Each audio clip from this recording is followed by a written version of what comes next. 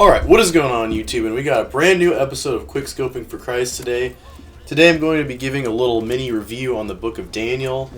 Once in between every 5 episodes, I'll do a Bible review on this channel where I review a book of the Bible and just give a little overview about it and say why I like it so much.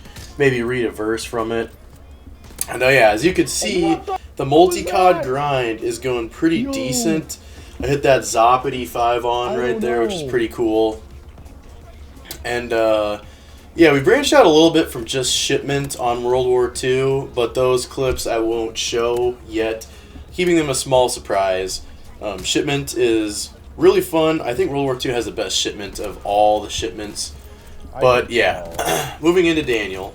It is written by Daniel. It comes right after the book of Ezekiel.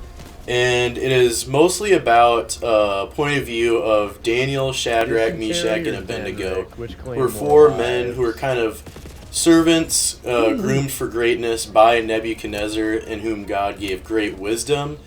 And it happened during the time of Babylon's reign over Jerusalem and the Israelites.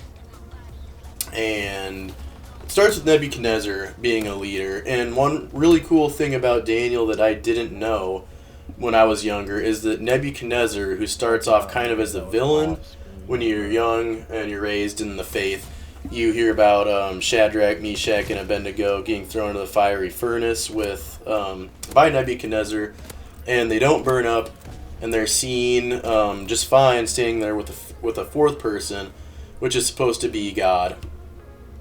And you just see Nebuchadnezzar as a bad guy, but he has a redemption arc later in kind of in the middle of the book, which is super duper cool.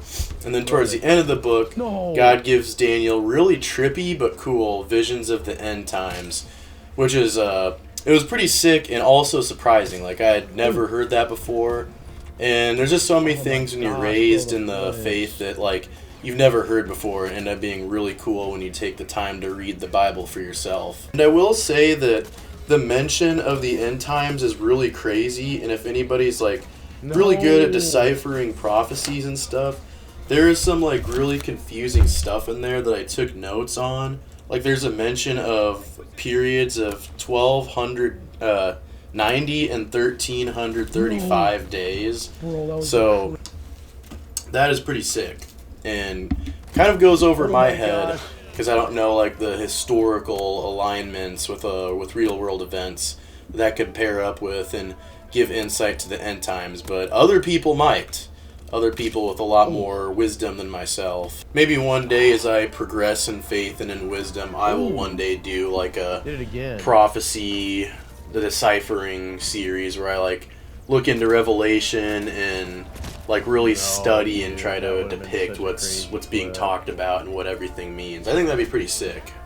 So real quick, as we close off this review, I'm going to read a small little bit from the end of Daniel, actually called The End Times, and it is part of the vision that Daniel is given, part of the message about the end times that he's given.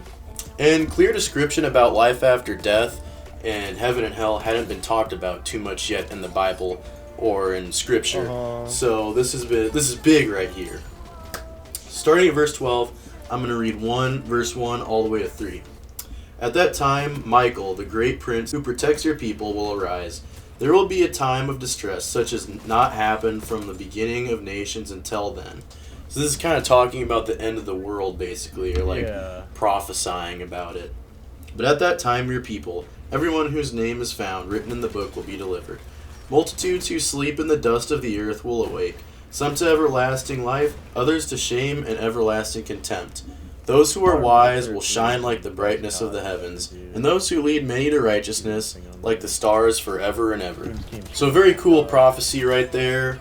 It makes you wonder sometimes if before Jesus came, the Israelites and the followers of Christ at that time who believed and followed God's statutes, if they just saw blackness for a while, there was just a little period of nothingness, and then when Jesus died on the cross, they went to heaven or hell if they, didn't believe. But that is not something that I have been given the insight to decipher yet. We know what's true and how to get to heaven now after Jesus, so we're the lucky ones. So yeah, I hope you guys enjoyed. Make sure to check out Daniel. It's a short book of the Bible and pretty manageable verses and chapters to read. God bless you guys. I love you. Peace out, and I will see you next time.